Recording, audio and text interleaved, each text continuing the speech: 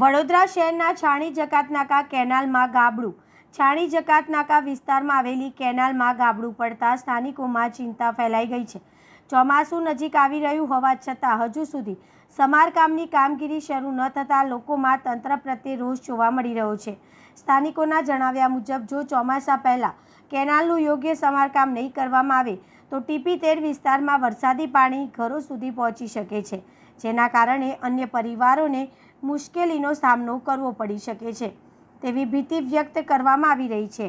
આ મામલે વિજય જાદવે તંત્ર પર આકરા પ્રહાર કરતા જણાવ્યું હતું કે શહેરના વિકાસના મોટા દાવા કરવામાં આવે છે, પરંતુ મૂળભૂત સુવિધાઓ જ જર્જરિત હાલતમાં છે. તેમણે આરોપો લગાવ્યા છે કે તંત્ર ઘોર નિંદ્રામાં છે અને લોકોની સુરક્ષા તથા સમસ્યાઓ પ્રત્યે બેદરકાર વલણ અપનાવી રહ્યું છે. સ્થાનિકોએ માંગ કરી છે કે તાત્કાલિક અસરથી કેનાલનું સમારકામ કરવામાં આવે, જેથી ચોમાસા દરમિયાન કોઈ મોટી પરિસ્થિતિ સર્જાય નહીં અને લોકોના ઘરોમાં પાણી ઘૂસવાની સમસ્યા અટકાવી શકાય.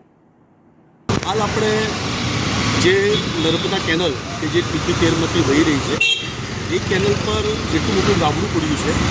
ભૂતકાળની અંદર પણ આની ફરિયાદ જે પણ નર્મદા નિગમના જે પણ અધિકારી છે એને અમે આપી હતી. સિગલીકર સાહેબ કરી છે, એમને આના અનુસંધાનમાં અમે લેખિત ફરિયાદ પણ કરી હતી. પણ હાલ જે વરસ થવા આવ્યું, અત્યારે થોડા દિવસોમાં ચોમાસું ચાલુ થશે. જો કદાચ નહેરની અંદર જો પાણી છોડવામાં આવે તો ટીપી-13ની અંદર લોકોના ઘરોની અંદર પાણી ઘૂસી જશે એવી પરિસ્થિતિ અત્યારે નિર્માણ થઈ છે. સાથે સાથે તમને બીજી વાત કહું છું કે ટીપી-13ની અંદર જતી જે કે નર્મદા કેનલ છે એ કેનલની અંદર ઘણીવાર બાળકોનો ડૂબીને મૃત્યુ થયા છે, જેના કારણે અમે જે તે સમયે પણ લેખિત રજૂઆતો કરી હતી કે આ કેનલને ફરીથી ફેન્સિંગ કરો. પણ વિસ્તારના જે પણ નેતાઓ છે, પછી કોઈ કોર્પોરેટર હોય, ધારાસભ્ય હોય કે સાંસદ હોય, ખરેખર એમની ક્યાંક આંખ ખૂલતી નથી એવું અમને ક્યાંક લાગી રહ્યું છે.